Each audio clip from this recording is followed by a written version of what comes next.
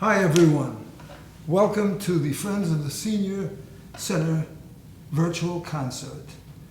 My name is Irwin Lebish, and I'm going to be playing and also doing some discussion on a thing called the Great American Songbook.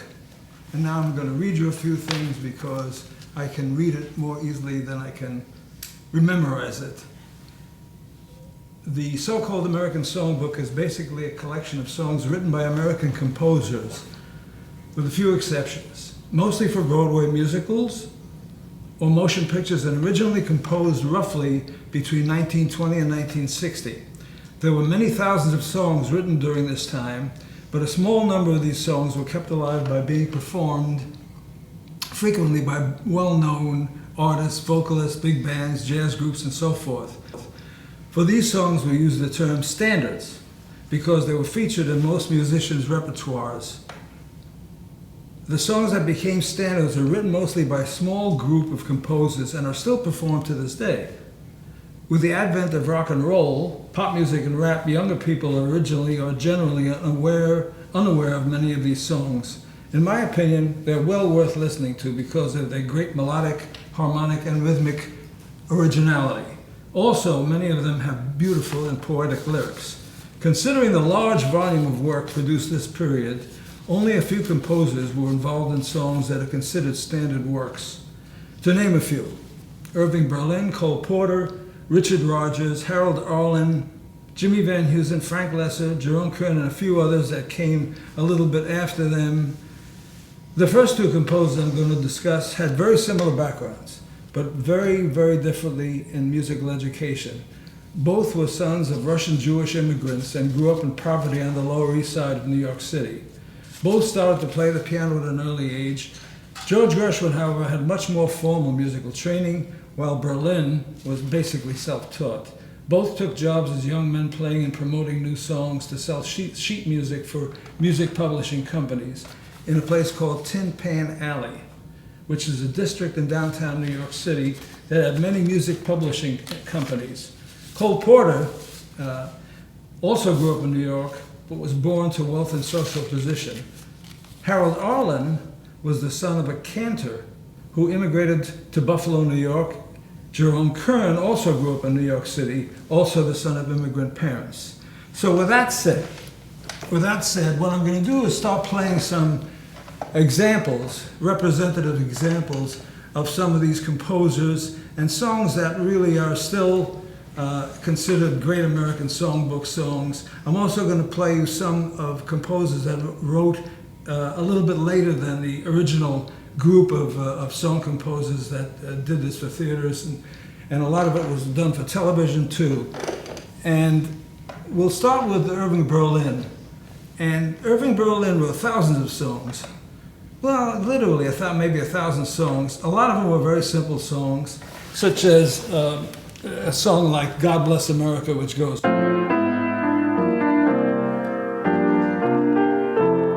But he also composed some extremely beautiful songs which had very, very subtle changes and a lot different from the stuff he used to write. So what I'm going to do is the first one I'm going to play you a song called Change Partners and Dance With Me by Berlin, which was featured, I believe, in the Fred Astaire film.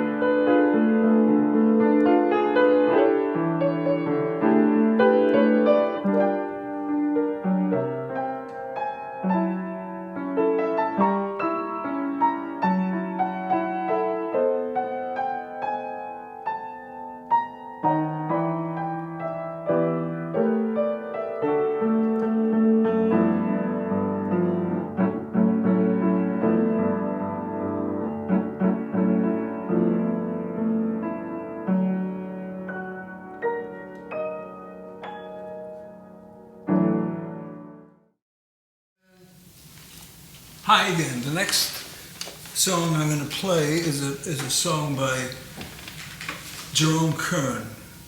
This became an extremely popular song, and it's called Just the Way You Look Tonight.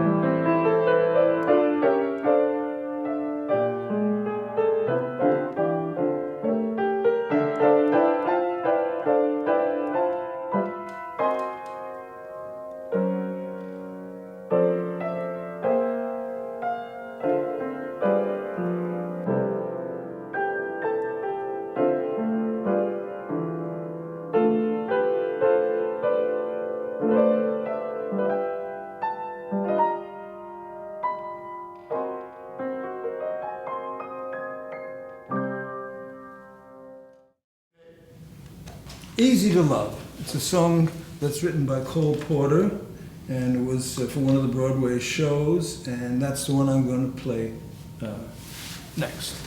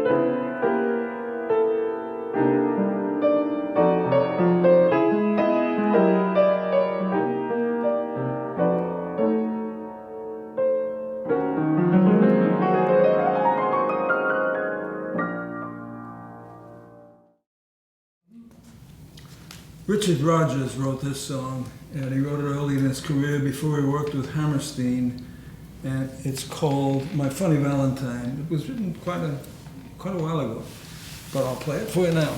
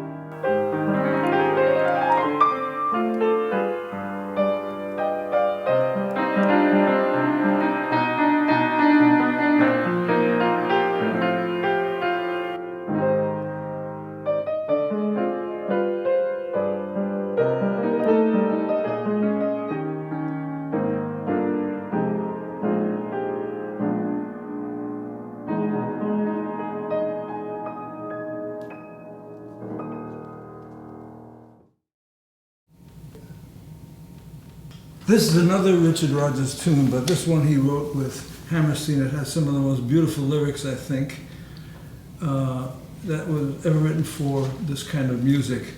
And I'm going to play it in two different keys with two different feelings to it. It's called It Might As Well Be Spring.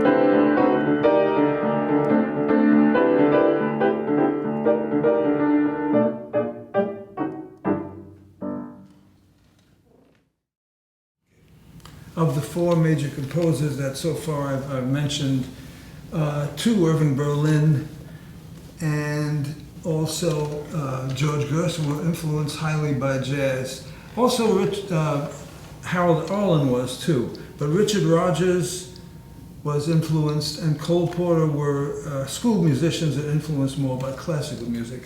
But I'm going to play Harold Arlen now, because I'd like to give you an example of his work. It's Come Rain or Come Shine.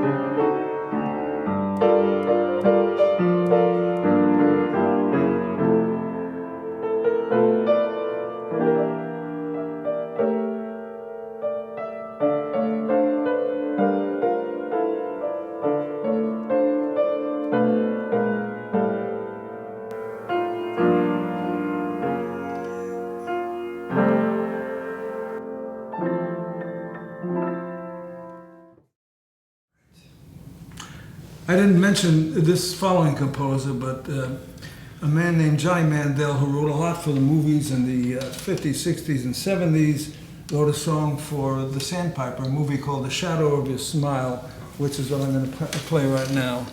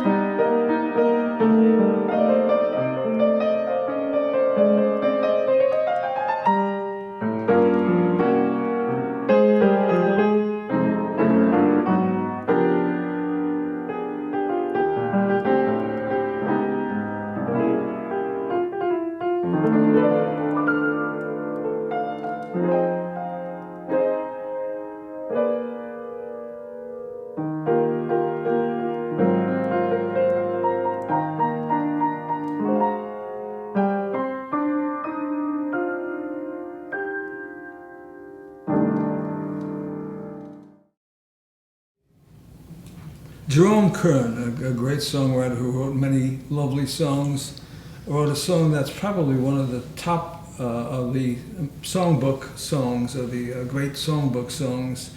It's called All the Things You Are.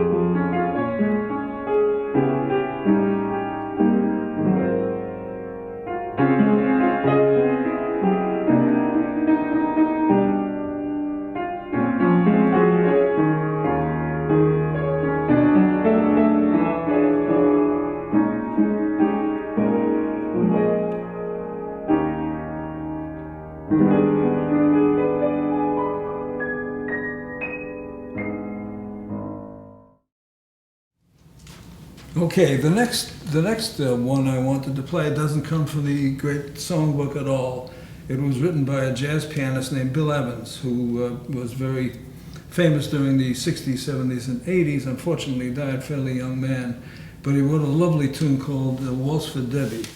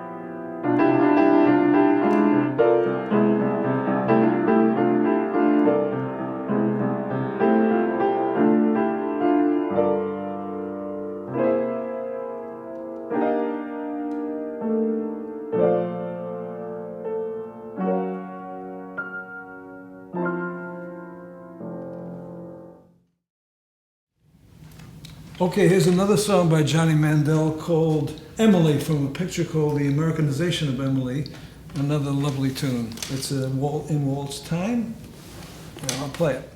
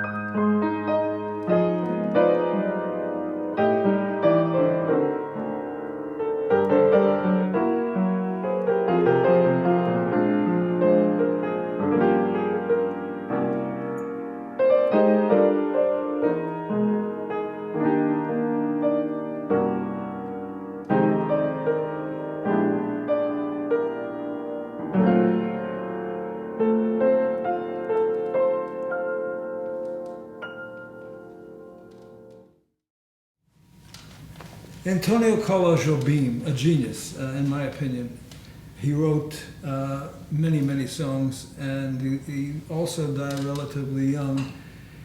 He wrote in the 60s and 70s, and some in the, I think in the 50s too, but he's originally born and raised in Brazil, and took the music from Brazil, the samba, and turned it into a kind of a jazz samba called the bossa nova, which was very popular during the 60s and 70s. I'm going to play you two songs that were written by him during that time. One is called How Insensitive, and the other one is called Waves.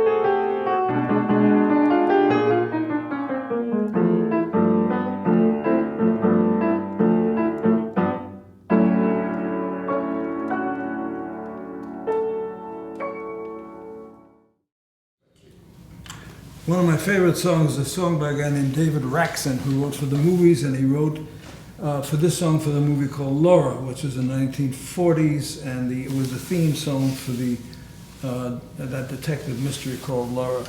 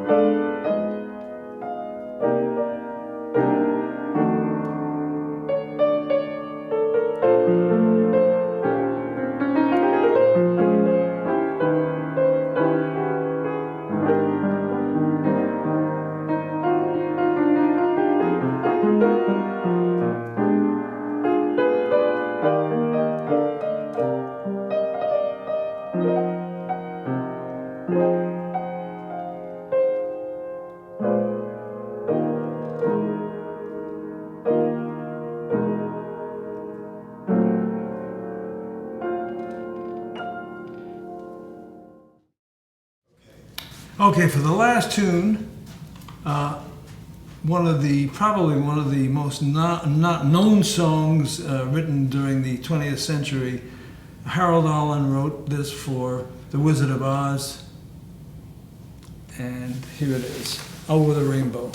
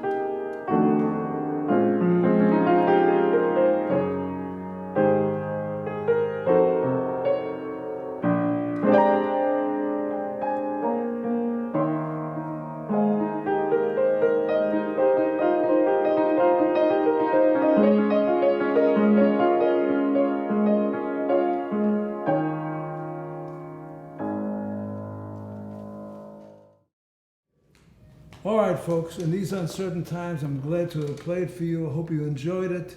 Thank you for listening. Thank the Senior Center for putting this on, and hope to see you soon. Bye.